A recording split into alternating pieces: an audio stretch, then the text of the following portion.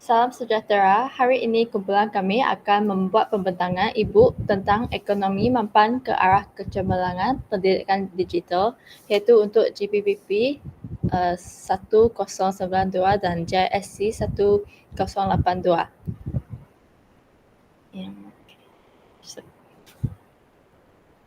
Nama saya Zoe Simsuting dan kumpulan kami juga terdiri daripada Nur Aina Batrisha dan Nur Syuhada. Muka surat seterusnya adalah merupakan isi kandungan e-book kami. Seterusnya merupakan pengenalan. Secara umumnya, inflasi merupakan kenaikan harga yang berlaku bagi perangan dan perkhidmatan dalam satu tempoh masa tertentu. Kadar inflasi lazimnya diukur melalui pengiraan indeks harga pengguna iaitu IHP bagi perubahan harga item-item di dalam bako, tetap barangan dan perkhidmatan dalam satu tempoh masa. Kadar inflasi keseluruhan Malaysia kekal pada 1.5% pada Disember 2023 dengan mata indeks pada 131.2 mata berbanding dengan 129.2 mata pada bulan yang sama tahun 2022. Bagi isu kemunculan kuasa baru, China dan India dikenali sebagai negara superpower masa depan dalam ekonomi dunia. Kedua-dua negara memainkan peranan sebagai pengeluar, pesaing dan menyediakan tenaga manusia yang handal.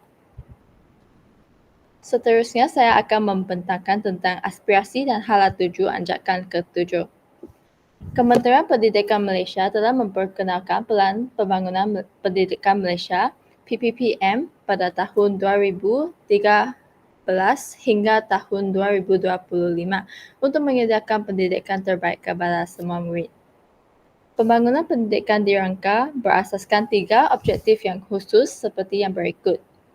Pembangunan pendidikan memahami prestasi dan cabaran semasa sistem pendidikan Malaysia dan berfokus pada penambahbaikan akses kepada pendidikan dan menggalakkan perpaduan dalam kalangan murid. Seterusnya, pembangunan pendidikan berusaha untuk mewujudkan visi dan aspirasi yang jelas untuk sistem pendidikan dan setiap murid bagi 13 tahun yang seterusnya sehingga tahun 2025.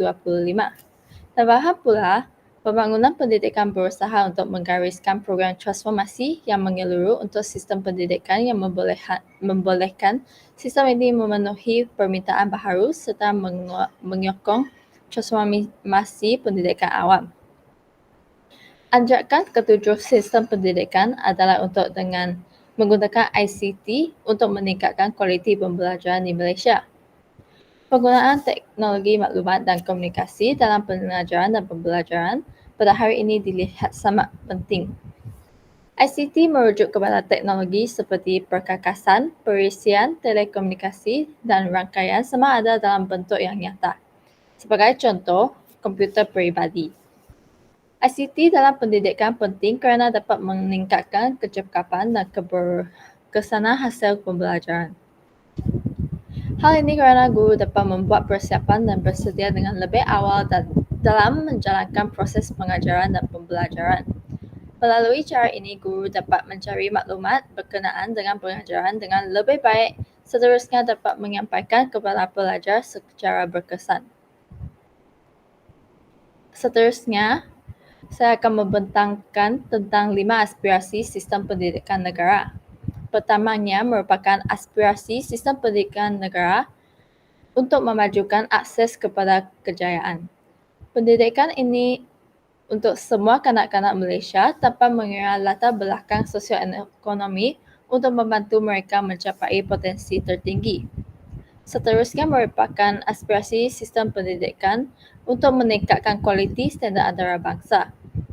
Sistem pendidikan negara yang dapat meningkatkan prestasi murid dengan cepat dan mengekalkan momentum secara berterusan sangat penting. Penambahbaikan prestasi sistem pendidikan Malaysia termasuk standard untuk bidang seperti matematik, sains dan bahasa Inggeris dan kemahiran berfikir aras tinggi. Di samping itu, aspirasi sistem pendidikan yang ketiga adalah equity untuk semua murid. Pengadaan pendidikan terbaik kepada setiap kanak-kanak tanpa mengira latar belakang dan gender.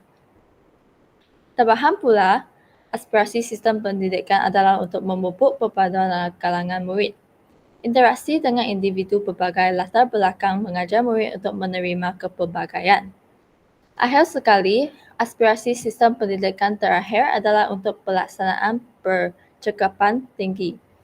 Kebolehan sistem untuk mengagihkan dan mengurus peruntukannya penting untuk membolehkannya menyokong sekolah mencapai tahap prestasi yang diharapkan.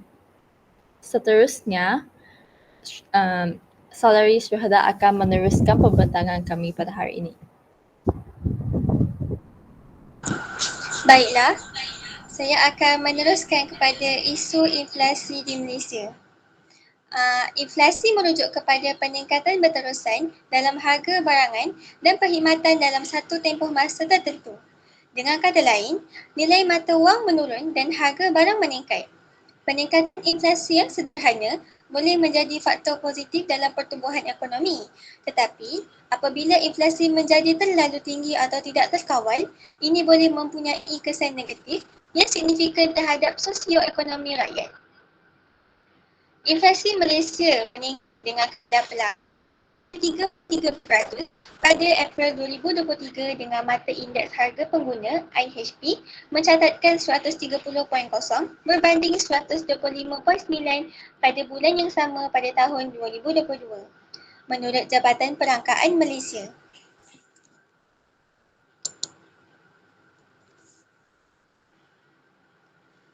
Seterusnya ialah latar belakang punca inflasi di Malaysia. Latar belakang punca inflasi di Malaysia terbahagi kepada 3, iaitu yang pertama, permintaan berlebihan. Inflasi boleh berlaku disebabkan oleh ketidakseimbangan bekalan dan permintaan. Apabila permintaan pengguna terhadap barangan dan perkhidmatan meningkat, pengeluaran cenderung meningkatkan harga produk bagi memenuhi tuntutan permintaan yang tinggi. Yang kedua ialah kos pengeluaran dan input. Antara sebab lain berlakunya inflasi adalah peningkatan kos pengeluaran. Sebagai contoh, disebabkan oleh kenaikan harga bahan mentah, tenaga buruh, harga minyak, diesel atau petrol serta faktor produksi yang lain telah mengakibatkan harga barangan lain juga turut meningkat. Hal ini disebabkan oleh peningkatan kos pengangkutan untuk memindahkan barang dari titik A ke titik B. Kesannya, harga akhir barangan dinaikkan sepanjang tempoh masa yang lama. Yang ketiga ialah pengaruh faktor luar. Pengaruh faktor luar merupakan perubahan dalam ekonomi global dan harga minyak dunia boleh mempengaruhi inflasi di Malaysia. Perubahan harga komoditi dan keadaan ekonomi antarabangsa boleh memberi kesan kepada kadar inflasi dalam negara.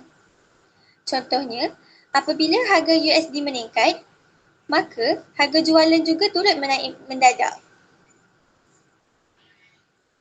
Seterusnya ialah implikasi inflasi terhadap pendidikan di Malaysia. Yang pertama ialah kekurangan peranti elektronik. Selain masalah capaian internet, penggunaan aplikasi digital juga menghadapi cabaran dari segi kekurangan peranti elektronik murid seperti telefon pita, komputer riba, tablet dan sebagainya.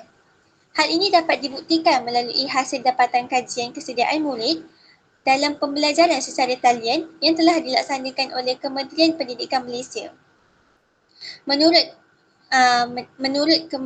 Menteri Kanan Pendidikan Dr. Muhammad Razif Muhammad Jidin, laporan menunjukkan bahawa terdapat 36.9% atau hampir 900,000 orang murid di Malaysia tidak mempunyai peranti elektronik bagi membolehkan mereka untuk mengikuti pembelajaran dalam talian. Cabaran ini banyak dialami oleh kebanyakan murid yang berasal dari keluarga kurang berkemampuan dan miskin. Isu inflasi merupakan salah satu punca masyarakat kurang berkemampuan menjadi semakin tidak mampu untuk memiliki peranti elektronik. Bagi mereka, wang lebih diperlukan untuk membeli keperluan asas. Kesannya, anak-anak ini tidak berpeluang untuk mengikuti pembelajaran secara digital. Implikasi inflasi yang kedua ialah kekurangan kemudahan akses internet terutama di kawasan luar bandar. Menurut Jabatan Perangkaan Malaysia pada tahun 2020, telah menunjukkan bahawa saban tahun berlakunya peningkatan penggunaan internet dan peralatan berkaitan digital oleh rakyat Malaysia. Namun, masalah ini bukan sahaja didominasi oleh tenaga pengajar atau pelajar di peringkat rendah. Sebaliknya, ini merupakan perkongsian daripada golongan profesional dan penuntut di peringkat pengajian tinggi. Golongan profesional dan pelajar di peringkat pengajian tinggi telah mengadu berkenaan kesukaran pembelajaran dalam talian di rumah, sama ada disebabkan oleh kekurangan akses internet di kawasan pedalaman atau kekurangan infrastruktur. Menurut Profesor Madeline Burma dari Universiti Malaya Sarawak berkata, selain tidak mampu mendapatkan peralatan digital, keluarga luar bandar juga menghadapi masalah infrastruktur, akses dan kualiti digital yang teruk. Beliau turut menegaskan ketika negara berdepan dengan pandemik yang mencabar, pembangunan infrastruktur digital, terutama sambungan gentian fiber, terlalu tertumpu di kawasan bandar berbanding kawasan pedalaman yang memiliki penduduk berpendapatan rendah dan tidak mampu. Isu inflasi telah memberi impak kepada negara kita kerana tidak mampu menyediakan kemudahan akses internet, terutamanya bagi penduduk di luar bandar. Baiklah, saya akan menerangkan pula tentang cadangan penambahbaikan. Pada pendapat saya, KPM perlu meningkatkan kemudahan dengan memperhatikan lebih banyak peralatan elektronik seperti komputer, LCD, projektor dan makmal komputer untuk menggalakkan pendedahan dan kebiasaan para pelajar dalam pengajaran dan pembelajaran digital supaya dapat menarik minat dan tumpuan pelajar terhadap sesuatu pembelajaran. Oleh itu, pencapaian pelajar dapat diperbaiki demi melahirkan pelajar yang berkaliber dan berpengetahuan dalam teknologi maklumat. Pihak Kementerian Pendidikan Malaysia juga pernah memberikan notebook Satu Malaysia secara percuma kepada para pelajar yang layak menerima di sekolah-sekolah bandar maupun luar bandar. Hal ini dapat membantu para pelajar yang berpendapatan rendah untuk memiliki komputer sendiri untuk melakukan tugasan. Tambahan lagi, kerajaan boleh menawarkan subsidi atau bantuan kewangan kepada pelajar dan ibu bapa untuk membantu menangani peningkatan kos pendidikan yang berkaitan dengan inflasi ini, boleh termasuk bantuan kewangan langsung, pemberian beasiswa atau potongan harga untuk buku teks, peralatan sekolah dan pengajian. Melalui kombinasi strategi ini, kerajaan Malaysia dapat mengurangkan kesan inflasi terhadap sektor pendidikan dan memastikan akses lebih baik kepada pendidikan berkualiti bagi semua lapisan masyarakat. Melalui kombinasi strategi ini, kerajaan Malaysia dapat mengurangkan kesan inflasi terhadap sektor pendidikan dan memastikan akses yang lebih baik kepada pendidikan berkualiti seperti mana yang dihasilkan oleh Pelan Pembangunan Pendidikan Malaysia.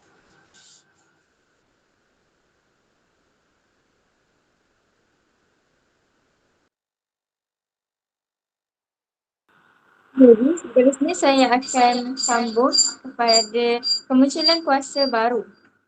Jadi, seperti yang diketahui, kemunculan kuasa baru iaitu China dan India ini merupakan topik yang sangat baru di dalam isu semasa kita. Jadi, bagaimana China muncul sebagai kuasa besar dunia? Jadi, kejatuhan Empayar Soviet Union pada tahun 1990 telah menyaksikan bahawa hanya China merupakan negara besar tunggal yang mengamalkan fahaman komunis dan akan berkemungkinan bahawa China ini akan mengambil alih peranan Soviet Union sebelum ini. China mampu berkembang untuk menjadi sebuah kuasa ekonomi dunia yang menjelang tahun 2030, iaitu ekonomi China lebih daripada Amerika Syarikat. Jadi, secara tidak langsung, hal ini menggusarkan Amerika Syarikat. Jadi, seterusnya, bagaimana ekonomi China boleh berkembang melalui pelaksanaan ekonomi. Misalnya, pada zaman Mao Zedong, pada zaman pemerintahan Mao Zedong, pelaksanaan ekonomi bercorak Soviet, iaitu beliau mengamalkan dasar pintu tertutup. Hal ini kerana ingin menjaga kestabilan ekonomi China. Namun, pada zaman pemerintahan Mao Zedong, beliau mengamalkan dasar pintu terbuka, iaitu membuka pintu ekonomi China kepada negara luar. Jadi seterusnya, kita pergi kepada punca-punca. Jadi antara punca-punca China sebagai kuasa besar adalah melalui pelaburan. China telah menjadi negara pengimport bersih dalam perdagangan. Hal ini dapat dibuktikan dengan sekurang-kurangnya 50% import China adalah daripada Taiwan, Jepun dan Korea Selatan. Manakala menurut rekod daripada Foreign Direct Investment iaitu FDI, Jepun mempunyai 30,000 syarikat yang melabur. Manakala Korea sebanyak lebih daripada 30,000 melabur, iaitu sebanyak lebih daripada 35 bilion dolar. Seterusnya, aspek ekonomi juga menjadi punca kepada kebangkitan China. China telah berhasil untuk masuk dalam Organisasi Perdagangan Dunia atau yang lebih dikenali sebagai World Trade Organization pada akhir 2001 yang lalu. Jadi, apabila China masuk kepada WTO ini, dia mengalami dia dapat merubah ekonomi dia. Selain itu, China juga menjadi pusat pembuatan global dengan membangunkan industri pembuatan yang kukuh dan berdaya saing. China juga mempunyai peranan penting dalam pengeluaran pelbagai barangan, termasuk barangan pengguna, elektronik, pakaian, perkakas rumah dan sebagainya. Kos buruh di China juga agak rendah. Jadi, ekonomi China ni, mereka boleh mengeluarkan barang yang banyak dengan harga yang rendah. Jadi, seterusnya, pembangunan teknologi juga membawa kepada kebangkitan China sebagai kuasa besar. Hal ini kerana kerajaan China telah menerima pakai dasar perindustrian yang kukuh dan juga menggalakkan inovasi dalam sektor strategik seperti teknologi maklumat, tenaga baharu dan boleh diperbaharui serta pembuatan termaju. Selain itu, sektor pendidikan juga memainkan peranan dalam perkembangan China sebagai kuasa besar. China telah melakukan pelaburan secara besar-besaran dalam sektor pendidikan. Daripada pendidikan rendah hingga pendidikan tinggi. Selain daripada itu, program pembangunan infrastruktur pendidikan juga turut diadakan dan disokong oleh beasiswa dan insentif bagi tenaga pendidik. Seterusnya adalah aspek keselamatan. China telah melabur untuk perkembangan teknologi keamanan mereka. Misalnya seperti kecerdasan buatan iaitu AI, keamanan cyber dan teknologi pengawasan. Hal ini kerana mereka ingin meningkatkan kemampuan China untuk menghadapi ancaman keamanan baru. Misalnya seperti ancaman cyber dan juga perang informasi. Jadi punca-punca inilah yang membuatkan China menjadi satu kuasa besar di dunia sekarang. Seterusnya adalah kemunculan kuasa besar India. Kemunculan kuasa besar India pula, seperti yang diketahui, India merupakan negara yang terdiri daripada banyak rakyat. Namun, itu tidak menjadi penghalang kepada India untuk keluar menjadi kuasa besar dunia. Kebangkitan India ini bermula daripada perubahan dasar luar India, iaitu daripada Look East Policy, iaitu dasar pandang timur, kepada Act East Policy, iaitu dasar tindak timur. Dasar ini merupakan satu pendekatan negara India untuk menghadapi perubahan senario global. Dasar tindak timur memberi penekanan kepada pembinaan strategi bagi pertumbuhan ekonomi, politik, keselamatan, pertahanan melalui perlanjutan hubungan baik dengan negara Asia dan juga Asia Timur. Jadi, antara punca-punca kemunculan India sebagai kuasa besar adalah yang pertama merupakan dasar pembangunan ekonomi baru. Peningkatan ekonomi daripada dasar pandang timur menunjukkan adanya pembandingan pertumbuhan ekonomi yang hanya 3.5% pada tahun 1960 hingga 1980-an dan telah menjadi 6% selepas reformasi ekonomi pada tahun 1991. Jadi, daripada sini menunjukkan bahawa terdapat peningkatan dalam sektor ekonomi dengan adanya dasar pembangunan ekonomi ini. Seterusnya, hubungan diplomatik. India juga mewujudkan kerjasama organisasi serantau seperti ASEAN, EAS, Bay of Bengal, Initiative for Multi-Sectoral Technical and Economic Cooperation iaitu BIMSTEC dan The Mekong Ganga Cooperation MCG. Jadi, pembentukan kerjasama ini yang menguatkan lagi hubungan antara dua hala India dengan negara-negara Asia Selatan dan Asia Tenggara. Jadi, melalui hubungan baik ni, dia dapat meningkatkan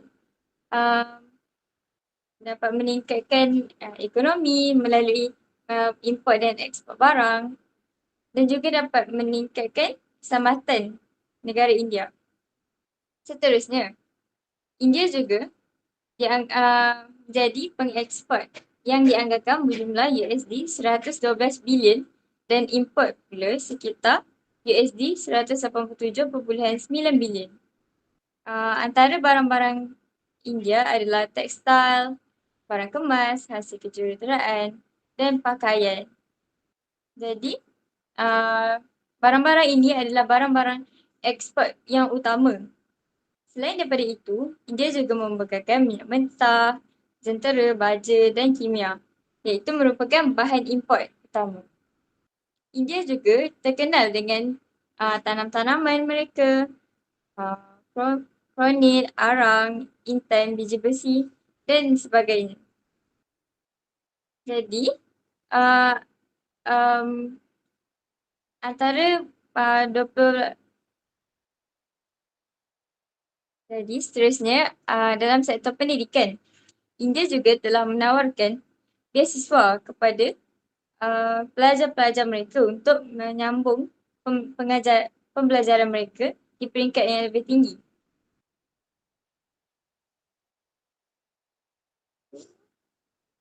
Pemerintah India mendirikan institut iaitu Institut Teknologi India IITS pada tahun 1950-an. Pada saat ini, terdapat 23 IIT yang tersebar di seluruh India. India juga telah menekankan bahawa perkembangan pendidikan teknologi digital melalui program-program seperti Digital India dan National Digital Literacy Mission. Dalam aspek keselamatan juga, India merupakan sebuah negara yang banyak membawa hubungan baik dengan negara-negara antar Asia. Jadi, hal ini dapat mengukuhkan kedudukannya sebagai salah sebuah kuasa terbesar. Seterusnya, kita pergi kepada implikasi kemunculan kuasa besar. Implikasi kemunculan kuasa besar China dapat memberi tumpuan kepada inovasi dan teknologi. Hal ini mungkin menggalakkan Malaysia untuk menekankan pembangunan kemahiran yang relevan. Misalnya, seperti yang dapat dilihat dalam peningkatan pelaburan dalam pendidikan STEM iaitu Sains, Teknologi, Kejuruteraan dan Matematik.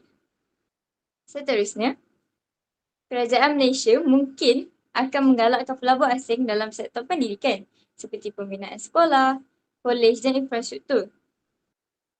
Nilai dan budaya dalam pendidikan Malaysia juga dipengaruhi oleh kuasa besar. Hal ini dapat dicerminkan dalam kurikulum yang meluas tentang budaya dan nilai Cina serta integrasi unsur budaya Cina dalam pengajaran dan pembelajaran di Malaysia. Seterusnya,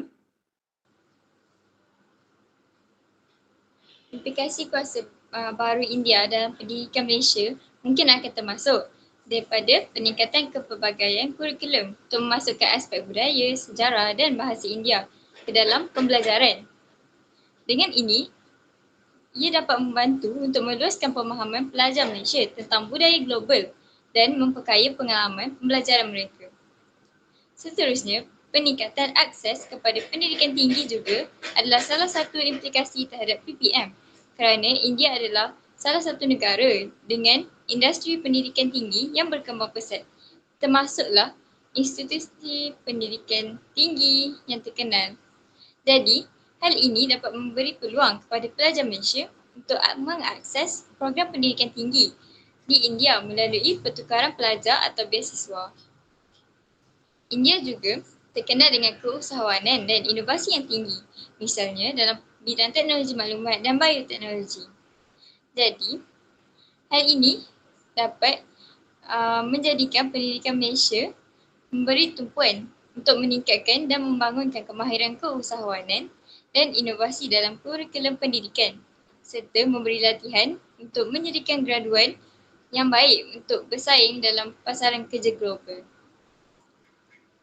Jadi, antara cadangan penambahbaikan kemunculan kuasa besar terhadap pendidikan di Malaysia adalah memperluas program pertukaran pelajar dan guru antara Malaysia-China dan Malaysia-India untuk meningkatkan pemahaman merentas budaya.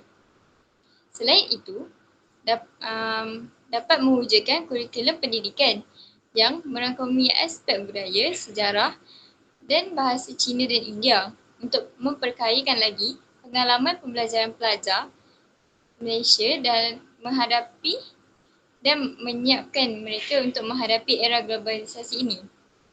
Seterusnya, seperti yang diketahui, di Malaysia sangat digalakkan untuk pembangunan kemahiran STEM yang sejajar dengan model pendidikan Cina. Hal ini termasuklah pelaburan dalam kemudahan makmal dan program latihan untuk guru-guru. Selain itu, mengintegrasikan pembelajaran kemahiran keusahawanan dan menggunakan amalan terbaik dari China dan India. Hal ini dapat menunjukkan kemajuan ketara dalam pembangunan dan inovasi.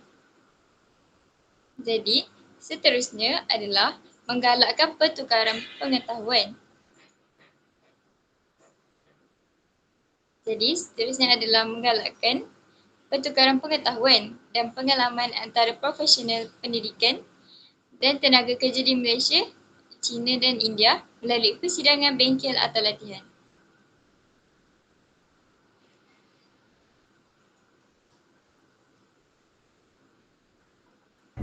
Konklusinya, pelbagai usaha yang boleh dibuat untuk membendung kenaikan harga barang yang semakin merungsingkan masyarakat hari ini. Sebagai rakyat, kita hendaklah bertindak seperti ke bukit sama-sama didaki dan ke lurah sama-sama dituruni untuk mencari jalan bagi menyelesaikan kemelut yang berlaku. Semoga pihak berkuasa konsisten dalam memperjuangkan isu yang dekat dengan realiti kehidupan masyarakat hari ini agar kemakmuran bersama dapat dicapai secara saksama. Hasrat dan aspirasi China untuk kembali menjadi sebuah kuasa hegemoni baru, terutamanya dalam aspek ekonomi, bukan sahaja di peringkat serantau, tetapi juga di peringkat global, telah menjadikan sebagai negara yang digeruni oleh kuasa besar yang lain. Ini merupakan rujukan yang digunakan oleh kumpulan kami dalam pembuatan e-book. Jadi kita akan teruskan pembintangan kita dengan sesi soal jawab. Jadi, Saudari Pika, apa pandangan anda tentang sekejap aku lupa. Okay. Biar je lah, tak payahlah ni. Okay. Jadi kita akan meneruskan sesi pembintangan kita dengan soal jawab. Jadi saya ingin bertanya kepada Saudari Afika, bagaimana pandangan anda tentang perkembangan kuasa baharu ini disokong oleh perubahan dasar yang diperkenalkan oleh pemerintah-pemerintah negara tersebut? Berikan pandangan anda. Jadi pada pandangan saya, adalah wajar bahawa perkembangan kuasa baru ini disokong oleh perubahan dasar yang diperkenalkan. Misalnya, semasa pemerintahan Mao Zedong, beliau telah melaksanakan dasar pintu terbuka yang membawa kepada peningkatan ekonomi China.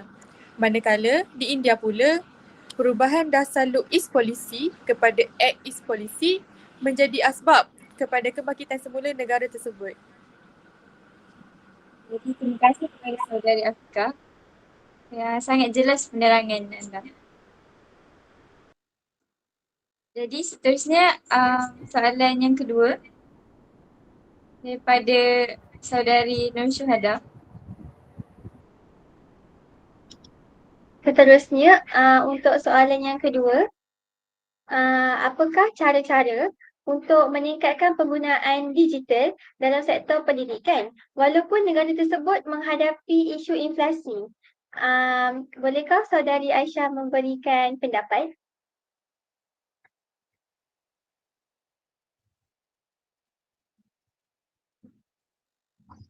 Okey, jadi pada pendapat saya, latihan guru sangat penting kerana latihan guru ini dapat memberikan latihan kepada guru dan staf tentang pendidikan tentang cara yang efektif untuk menggunakan teknologi dalam pengajaran dan dapat meningkatkan penggunaan teknologi di dalam bilik darjah. Itu sahaja.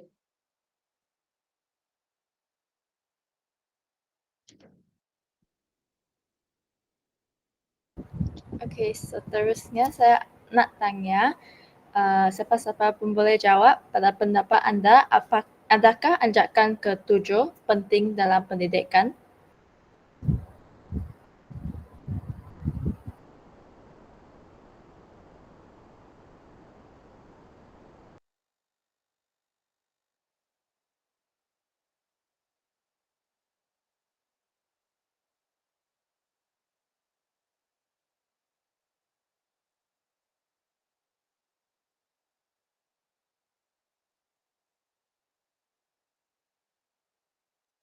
Aisyah, soalan Zombie kau jawab tau. Zombie, ulang balik soalan tadi. Yang aku send kat kau tu. Okey.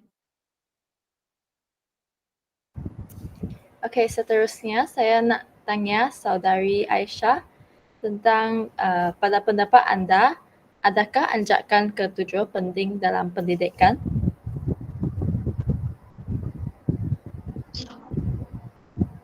Baiklah, bagi pendapat saya, jawapannya ya, kerana kemahiran guru dalam bidang ICT dapat membantu murid-murid untuk menguasai kemahiran dan ilmu yang bersesuaian dengan minat, bakat serta potensi murid sekaligus dapat menanam rasa cinta akan ilmu pengetahuan. Itu sahaja. Okey, baik. Terima kasih penjelasan yang baik. Sekian sahaja pembentangan e-book kami. Sekian, terima kasih.